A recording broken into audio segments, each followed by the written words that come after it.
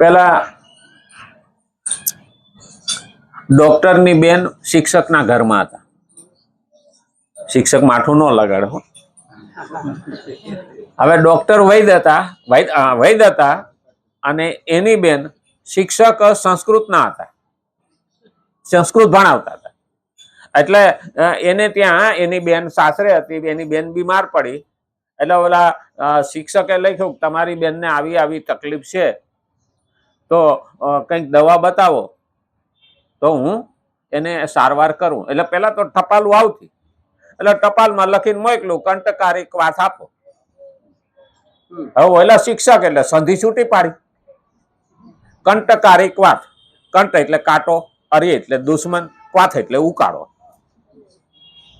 હવે એની રીતે એની સંધિ છૂટી પાડી કે ડિક્શનરીમાં તો આ જ આવે, કંટ એટલે કાંટો, અરી એટલે દુશ્મન અને ક્વાથ એટલે ઉકાળો. હવે કાંટાનો દુશ્મન કોણ? પગરખું. પગરખું પહેર્યું હોય તો કાંટો ન વાગે. એટલે ઓલા તો પગરખું હારામાં હારું એક જૂનું ગોઈતું સાંભળાનું ને પાણીમાં નાખીને ઉકાળ્યું અને પાવાનું ચાલુ કર્યું. તો ડોક્ટરને એમ થયું, વૈદ્યને એમ થયું કે મારી બેનની લાઈ ખબર લેવા જાઉં. હવે ખબર લેવા ગયો એટલે કીધું મારી બેનને કઈ ફરક મનો દાડામાં કોઈ ફેર પડ્યો નથી. ઉકાળીને કે જૂતું જાડું થઈ ગયું, પણ એને કઈ ફેર પડ્યું તો કે જૂતું જાડું થઈ ગયું એટલે કે તમે જ લખ્યું ને કંટકારી ક્વાથ. તો કંટ એટલે કાંટો થાય કે નહીં? બોલો કે હા. અરી એટલે દુશ્મન થાય કે નહીં? તો કે હા. અને ક્વાથ એટલે ઉકાળો થાય કે નહીં? તો કે હા. તો કે મેં એ જ કર્યું. અલા ભલા માણા કે આયુર્વેદમાં લખ્યું છે કંટકારી ક્વાથ એટલે ભોટિંગડીનો ઉકાળો. ભોટિંગડી થાય ને, ભોટિંગડીને કંટકારી કે, ભોરિંગડી કે, કોઈ ભોટિંગડી કે, નાના નાના ટમેટા જેવા થાય કાંટા વાળો, એનો ઉકાળો પાવાનું કીધું તું ને તમે. એવું તો ખુલાસો કરવો જોઈએ ને. મેં તો શબ્દનો અર્થ કર્યો. હા, શબ્દનો અર્થ કર્યો. એટલે એક એક વસ્તુ સમજવા જેવી છે કે કોણ હામા વાળો અર્થ કેવો લે. હવે સમજાવવા વાળો તો સાચું જ સમજાવતો હોય, પણ સમજવા વાળો ઊંધું લેતો. હા, એટલે પેલું યાદ રાખવાનું કે આપણે એક એક શબ્દને ઓળખવાના, પછી જ આપણે ભગવાનને ઓળખી શકીએ. તત્વને ઓળખવું. ગુરુ ગોવિંદ દોનું ખડા, કિસકો લાગુ પાઈ, બલિહારી ગુરુદેવ કી જેને ગોવિંદ દિયો બતા. જ્યાં સુધી આપણામાં એક ક્ષમતા ના આવે ને ત્યાં સુધી આપણે ભગવાનને ઓળખી શકતા નથી. તત્વને ઓળખવું. હવે આ શરીરને તો હા ઓળખે, પણ આત્માને ઓળખા વિના રે ભવના ફેરા નહીં તળે. આત્મા કોઈ જોઈ શકે ખરો? આત્માની ઓળખાણ કરાવનાર જ ગુરુ. કારણ કે આત્માને ઓળખશું તો પરમાત્માને જાણી શકશું. બાકી તો બધું આપણે જોઈએ જ છીએ, નજર સામે દેખાય. મને એક ભાઈ કીધું હતું કે માયા કોને કેવી ને ભગવાન કોને કહેવાય. માયા કોને કેવી ને ભગવાન કોને કહેવાય? હું દેખાય એ બધી માયા અને નો દેખાય એ ભગવાન. મને કે આવું? હું હા, આ જે બધું જ દેખાય છે એ ભેગું આવવાનું નથી, અને ભેગું આવે એ દેખાતું નથી. મને કે દેખાતું ન હોય તેને હાટું મહેનત હું કરી? હું તો પછી પવન દેખાતો નથી, નાકમાં મોઢું બંધ કરીને બેસી જાય. મને કે તો મરી જવાય ને. હું તો બસ ઈ જ છે. દેખાતો નથી છતાં હવામાંથી પ્રાણવાયુ લઈએ છીએ, દેખાતો નથી. એમ ભગવાન વિના આપણે જીવી શકતા નથી. તસ્ય કાર્ય ન વિદ્યતે. મનુષ્યને માટે જે કોઈ કર્તવ્ય અને કર્મનું વિધાન કરવામાં આવ્યું છે તેનો ઉદ્દેશ્ય પરમ કલ્યાણ સ્વરૂપ પરમાત્માને પ્રાપ્ત કરવાનું જ છે. હા, અહીંયા ખરેખર જોવા જઈએ ને તો મનુષ્યને માટે જે કઈ કર્તવ્ય અને કર્મ કરવાનું આવ્યું મનુષ્ય માટે છે. માણસને સમજાવવો પડે અને માણસને કહેવું પડે કે તારે આ કરવાનું છે. 84 લાખ યોનિમાં એક મનુષ્યને જ આ ચાન્સ આપ્યો. કર્તવ્ય અને કર્મ બે કરવાનું કીધું છે. એકલું કર્મ નથી ને એકલું કર્તવ્ય પણ નથી. એકલું કર્તવ્ય કરીએ તો પણ દુર્યોધન થવાય, સારથી થવાય. ફક્ત પેટનું કર્યું, ફેટનું કર્યું નહીં. કર્મ પણ કરવું પડે અને કર્મની અંદર પણ કર્મ યોગ કરવો. તો પહેલા કીધું કર્તવ્ય અને કર્મનું વિધાન કરવામાં આવ્યું છે તેનો ઉદ્દેશ્ય પરમ કલ્યાણ સ્વરૂપ છે. એનો ઉદ્દેશ્ય શું છે? હવે ઘણી વખત આપણને સામાવાળાનો ઉદ્દેશ્ય શું છે એ ન જાણતા હોય તો આપણે એને પણ પાપી ગણી લઈએ. ઉદ્દેશ્ય સારો હોય તો એ પુણ્યનું કામ. એક ભાઈ પંખીડાને દાણા નાખતો હતો અને દૂર ઉભો ઉભો એક ભાઈ પથરા મારતો. એટલે 10-15 વડીલોનું ટોળું દૂર બેઠું હતું. એટલે કે મારો બેટો કે પંખીડાને પથરા મારે છે, બોલો દાણા નાખે છે તો પાપનો ધંધો કરે. એટલે એની દ્રશ્ય જોયું એટલે નક્કી કર્યું. 10-15 જણા બેઠા હતા એટલે ઓલો દાણા નાખીને વયો ગયો. પછી આને પથરા મારી પંખીડાને ઉડાડી દીધા. પોતે ત્યાંથી નીકળ્યો એટલે એ ભાઈ કે ઓલો દાણા નાખતો હતો અને તું હું કામે ને પથરા મારતો હતો પંખીડાને, કે તને ભાન છે? પાપના ધંધા કરશો? તો કઈ ભાઈ દાણા નાખતો હતો ને એની ઝાડ બિછાવી.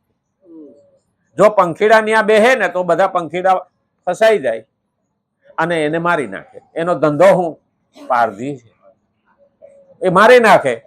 એટલે હું એનામાંથી બચાવતો હતો. ત્યારે ઓલા લોકો કે તું તો પુણ્યનું કામ કરતો હતો, ઓલો મારો બેટો દેખાતો તો હારો પણ પાપનું કામ કરતો. એટલે ઘણી વખત દ્રશ્યમાંથી નક્કી કરાય નહીં કે આવું દેખાય છે તો પાપનો ધંધો. ના, એ ઉદ્દેશ્ય પેલાનો શું હતો કે પંખીડાને જીવ બચાવવા. ઉદ્દેશ્ય આપણો શું છે એ મહત્વનું છે. ઘણી વખત આપણે એમ કહીએ કે બિચારો, હવે બિચારો કહીએ ને એમાંથી તો ઘણી વખત દયા પણ ખાઈએ અને ટોન પણ મારી. હા, ના જાને બિચારો બધાને વસારે એમ જ. પણ હંમેશા દરેક શબ્દને આપણે સમજવો પડે. કલ્યાણ સ્વરૂપ પરમાત્માને પ્રાપ્ત કરવાનો જ છે ઉદ્દેશ્ય. મનુષ્ય જીવન જ એટલે આપ્યું ભગવાનને પ્રાપ્ત કરવા માટે. બાકી તો આપણે જનાવરની જેમ જ આપણે જીવીએ છીએ. આ આપણને ભગવાન પ્રાપ્ત કરવા મનુષ્ય દેહ આપ્યો. આહાર નિંદ્રા ભય મથુનં ચ પશુ સમાના. માણસ એક પશુ જ છે પૂંછડા વિનાનું. આહાર, નિંદ્રા, ભય અને મૈથુન આ પશુ પણ કરે ને આપણે પણ કરીએ. આહાર એટલે ખોરાક, એ ખાય આપણે ખાઈએ. નિંદ્રા એને આવે આપણને આવે. ભય એને પણ લાગે ને આપણને લાગે. અને મૈથુનાંચ બાળકો એને થાય ને આપણે થાય. જો આટલું જ કરવાનું હોય તો આપણે 2 પગાડા હોય 4 પગાડા શું ફેર પડવાનું? માણસ શા માટે થયો? ભગવાન પ્રાપ્ત કરવા. એટલા માટે જ ભગવાનને આપણને મનુષ્ય દેહ આપ્યો. હવે ખરેખર એને આપણે ક્યાં વાપરીએ એ મહત્વનું છે. હવે ઘણી વખત આપણે પિત્તળનો લાલો પૂજા કરવા લાવીએ, 500 ગ્રામ વજનનો લાવીએ, મોટો ગણાય ને. હવે એને તો પૂજા કરીને આપણે ભગવાનમાં મન લગાડતા હોઈએ. આપણો ઉદ્દેશ્ય શું હતો? મન લગાડ. હવે લાલાને પૂજા કરે, આ કરે તે કરે. એમાં એક વખત ભાઈ પૂજા કરતા હતા. હવે 20 વર્ષ પૂજા કરી હોય એક ને એક લાલાની, એટલે એનો ભાવ થઈ ગયો હોય, ભગવાન જ દેખાતો હોય. અને એ આવ્યા અને એ ભાઈ બેઠા હતા પૂજા કરતા હતા ને એક ભાઈ આવ્યો ને એને કઈક પૈસા લેવાના હતા ને ગાળાગાળી કરવા માંડ્યો. આનું મગજ ગયું.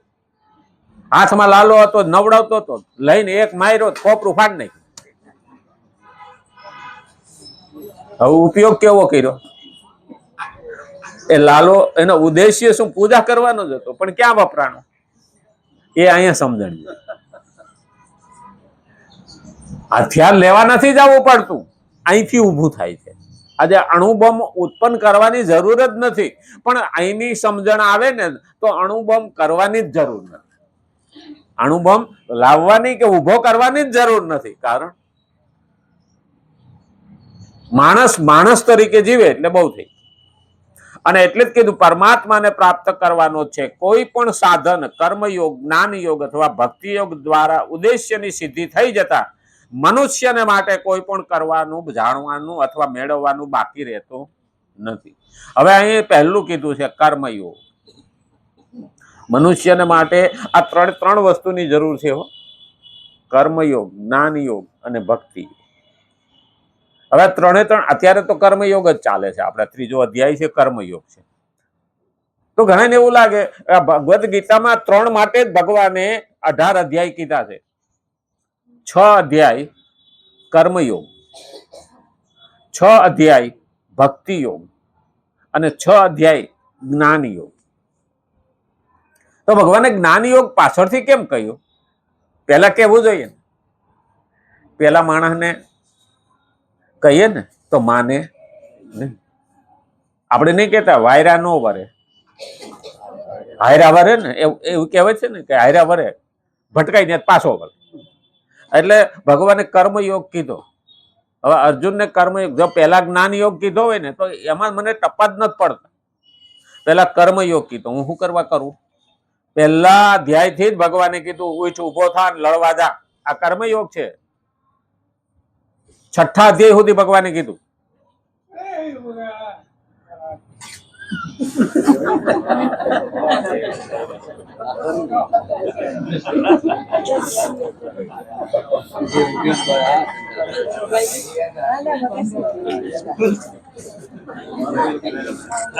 હા, એ અમારે અમુક ને આનંદ આવી જાય તો એવું થાય ને. ઘણી વખત અમારે એક પ્રજાપતિના કાકા હતા ને, એ હું તઈ નાનો હતો, 5 વર્ષ. મારા દાદા વાંચતા હોય ને રામાયણ, એટલે હું પાસે બેઠો તો પેલા વાલ્મીકી રામાયણ ની અંદર વર્ણન આવે છે યુદ્ધનું.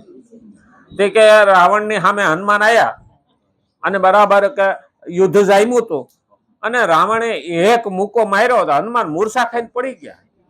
હવે એ અમારે 80 વર્ષના ડોહા હતા. હા, અને આમાં મામા એ પસ્તાવો કરવા માંડ્યા, ભારે કરી. મારો બાપડીઓ કે બહુ ખરાબ થયું. આમ પોતે પસ્તાવો કરવા માંડ્યા, હા ભરતા હતા. અને હનુમાનને મૂર્છા વળી અને ઉભા થઈને એક કે રાવણને મૂકો માર્યો ને તો લોહીની ઉલટી થઈ. ત્યાં તો એ ઉભા થઈ ગયા. મેકું માર બીજો પાવર આવી ગયો નહીં. હા, જાણે એને તો અહીંયા જ હાલતું હોય યુદ્ધ. આવું ઓતપ્રોત થવું જોઈએ અને ત્યારે મજા આવે. કર્મયોગ, કર્મ કરવાનું ભગવાને જયારે કીધું ત્યારે પહેલું મહત્વ. અર્જુનને એમ થયું કર્મ કેમ કરવું, કેવી રીતે કરવું. આપણે કોઈ પણ કામ કરવાનું આપણને કહે ને તો આપણે શું કહીએ, મને નથી આવડતું. હા, જો કે ન કરવું હોય તો અલગ વસ્તુ છે. નહીતર કોઈ માણસથી કામ અજાણ્યું રહેતું જ નથી. શીખવા ધારે તો બધું જ આવડે. માણસથી કોઈ અશક્ય વસ્તુ છે જ નહીં. કર્મ કર પણ એને શું કીધું? ભક્તિ કર. પછી 6 અધ્યાય પછી ભગવાને શું કીધું? 7મા અધ્યાયથી 12મા